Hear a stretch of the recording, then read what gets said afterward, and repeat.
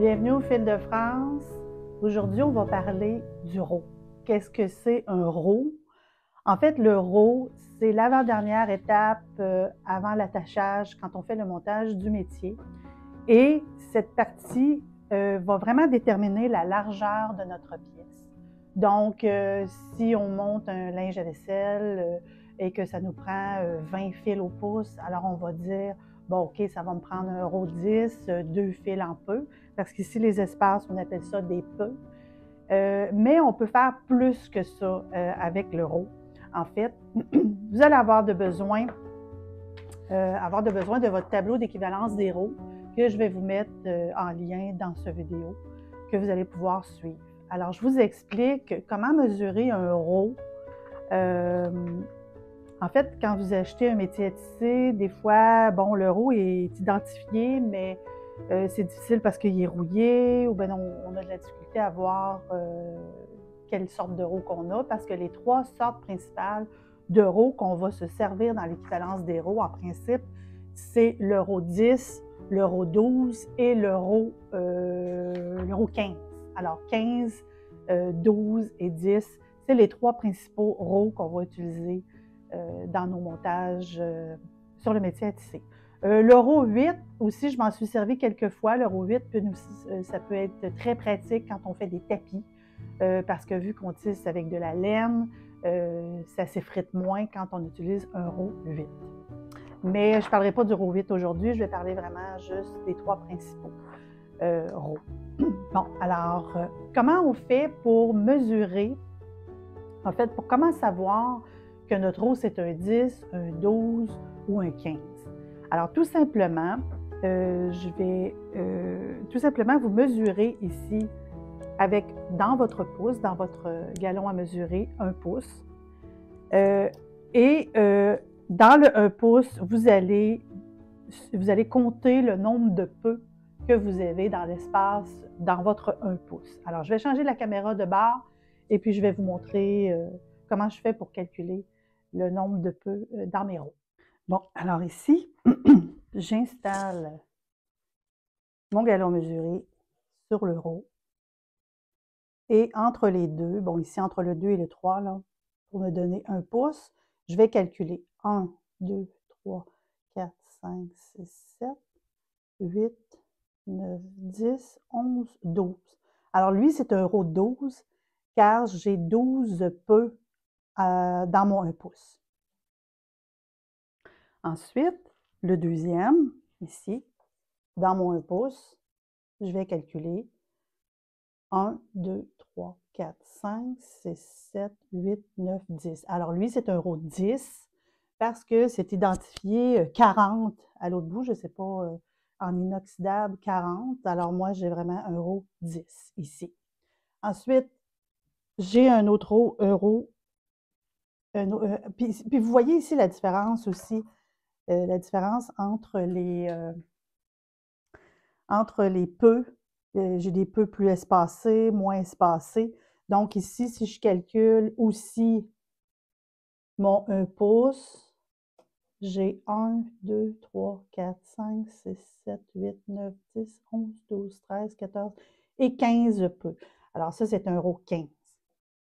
Alors c'est comme ça que je calcule vraiment la mesure de mes rows.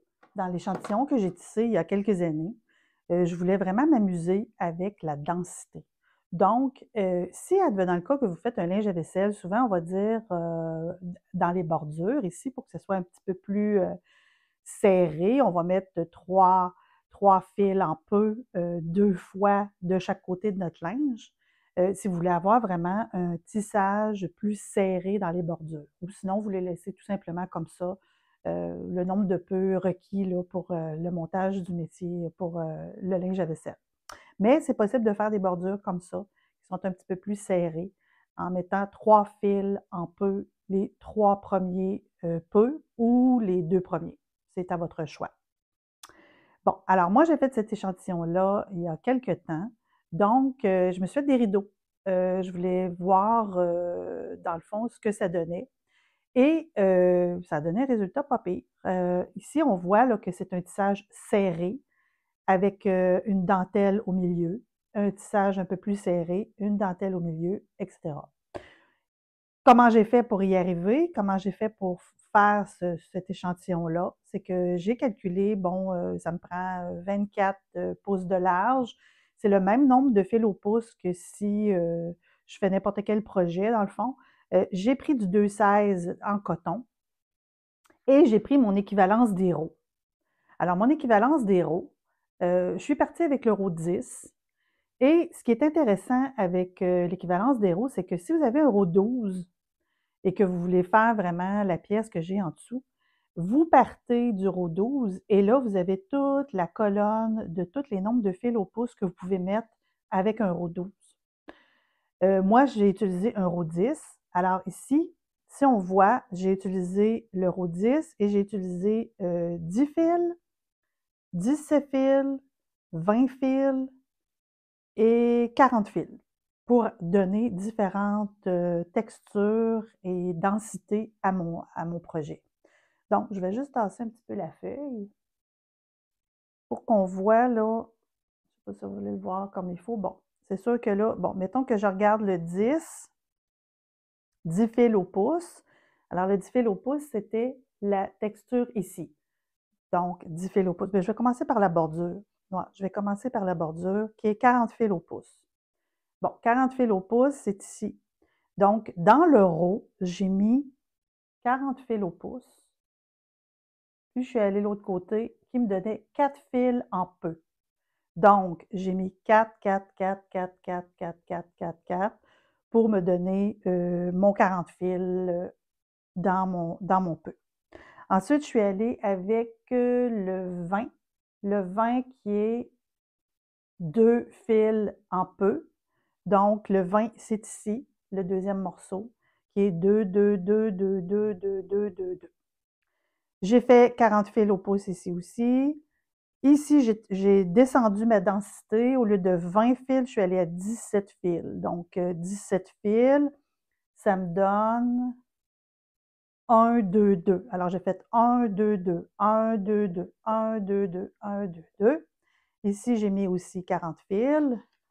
Et le dernier, j'ai mis 10 fils au pouce, qui est un fil en peu. Donc, ça fait 1, 1, 1, 1, 1, 1, 1, 40, et je suis repartie de l'autre côté de la même façon. Alors, c'est ce qu'on peut faire avec un row. On peut s'amuser avec la densité. Et si j'aurais pris, mettons, le row 12, comme je disais tantôt, vous avez vraiment toutes les colonnes de nombre de fils au pouce que je peux inclure dans mon row 12. La même chose avec mon row 10, que je me suis amusée à changer la densité de ma pièce. Et le row 15, c'est le même principe ici. Alors, vous prenez le chiffre que vous voulez, mettons c'est 15 fils, bien, vous savez que c'est un fil en peu. Si je m'en vais, je vais augmenter la densité à 25 fils au pouce, je vais faire 1, 2, 2, etc. Donc, c'est les 3 colonnes de rows que je vous dirais que j'utilise dans mes différents projets. Mais si vous voulez faire un rideau, ou en tout cas, ça, c'est vraiment un motif que j'ai créé, dans le fond, en m'amusant avec la densité. Vous pouvez faire des foulards aussi, vous pouvez faire, mon Dieu, il y a un paquet de choses qu'on peut faire avec l'euro pour donner la densité qu'on veut. Qu'est-ce que je pourrais vous dire aussi? Et j'ai l'euro 8 que de temps en temps, je vais utiliser là, pour faire des tapis. Comme la dernière fois, j'avais 8 fils au pouce, 5 fils au pouce. Donc, ça donne 0 qui est un peu libre, 1, 1. Donc, un peu libre, 1, 1, etc. pour faire nos fameux tapis là, que je vous ai montré dans la vidéo de la laine. Donc, j'avais utilisé 5 fils au pouce. Voilà. Alors, en gros, c'est ça l'équivalence des rows. Si vous avez l'équivalence des rows, en fait, si vous avez aussi juste un row 12, mais que vous avez 20 fils au pouce, bien, vous avez tout simplement qu'à descendre dans la colonne du 20 fils au pouce, même si vous avez un row 12. Fait que le 20 est ici, dans le row 12, et je vais faire passage en peu, 1, 2, 2, 1, 2, 2, 1, 2, 2. Donc, le row 12 aussi, c'est souvent, quand on achète un métier à tisser, c'est souvent celui qui est le plus populaire dans les rows. Et là, à ce moment-là, on peut faire une conversion parce que, bon, devenant le cas que j'ai, disons, 30 fils au pouce, ben là, ça va être 2, 3, 2, 3, 2, 3 tout le long. Voilà. Alors, c'est ça pour les roues. Bon, alors maintenant qu'on a fait l'équivalence des roues, qu'on a régularisé notre fil dans notre faire la densité, dans le fond, dans notre roue. Quand on arrive pour faire le tissage, comme ici, là, je vous montre une partie du rideau. Quand on arrive pour faire le tissage, ben, on fait le même principe quand on arrive pour tisser.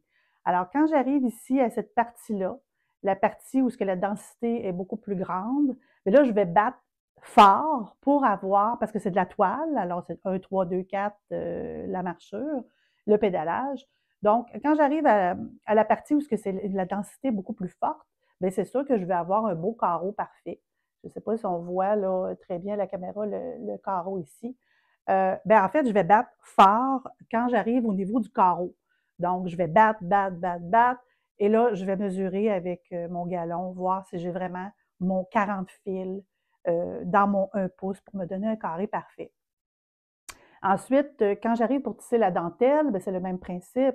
Je vais tisser, j'ai dit tantôt, 10 fils au pouce. Donc, quand je vais arriver pour battre, je vais battre délicatement pour atteindre dans mon pouce le 10 fils, le 10 du 8, dans le fond, 10 par 10.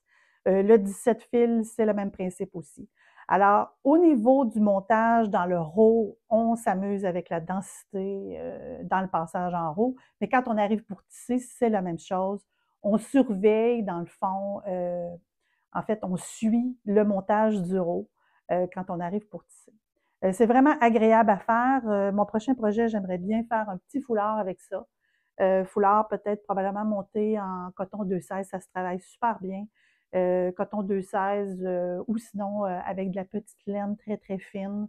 C'est un projet, là, enfin, j'ai tellement de projets, mais c'est un projet que j'aimerais faire là, dans les prochains mois, si j'ai le temps. Alors voilà, ça termine la petite introduction sur les rows. Pour ce qui est du nettoyage aussi, il y a certains rows qu'on va acheter quand on achète un métier usagé. Bon, j'ai pas vraiment de technique à vous donner pour le nettoyage des rows. Faites des recherches sur Internet, là, il y a plein, plein, plein de personnes là, qui donnent des trucs pour nettoyer les rows. Moi, j'ai la plupart, j'ai des rows presque neufs et j'ai jamais eu le temps vraiment. J'ai des rows un petit peu plus usagés, mais j'ai jamais eu vraiment le temps de les nettoyer. Alors, je sais que, bon, peut-être avec un papier sablé ou je ne sais pas trop quel produit mettre, mais je n'ai pas cette information-là. Alors, faites une recherche sur Internet, vous allez sûrement trouver des infos pour le nettoyage des rows. Pour ce qui est des entreposages, par exemple, les entreposages des rows doivent toujours être debout, jamais couchés ou à côté sur quelque chose pour pas que les rows se tordent. Donc, bien au sec dans un garde-robe droit. Alors, le row va se conserver longtemps parce que c'est des pièces qui sont assez dispendieuses là, quand on veut s'en procurer un neuf. Alors, voilà. Ça termine mon vidéo sur les rows. Si vous avez aimé la vidéo, faites un petit j'aime. Si vous avez des questions concernant la densité, passage en haut, faites-le moi savoir. Ça va me faire plaisir de répondre à vos questions. Et si vous voulez vous abonner, bien, allez-y aussi. Ça va me faire plaisir de vous avoir avec nous. Et pour les prochaines vidéos, j'ai une petite surprise. Je ne sais pas encore. Là, je voudrais vous dire la semaine prochaine quelle vidéo je vais faire, mais j'ai pas d'idée encore de ce que je vais vous présenter parce que je suis encore en rénovation. Je sais que ça fait plusieurs semaines que je vous le dis que je suis en rénovation, mais on dirait que ça étire et j'ai de la difficulté à voir la fin de tout ça. Mais bon, en attendant, on peut discuter de différents sujets, mais pour l'instant, je ne sais pas du tout. Ça va être une surprise la semaine prochaine. Alors, je vous souhaite une belle journée et merci encore de m'écouter et d'être là avec moi. Alors, je vous souhaite une belle automne. Bye bye.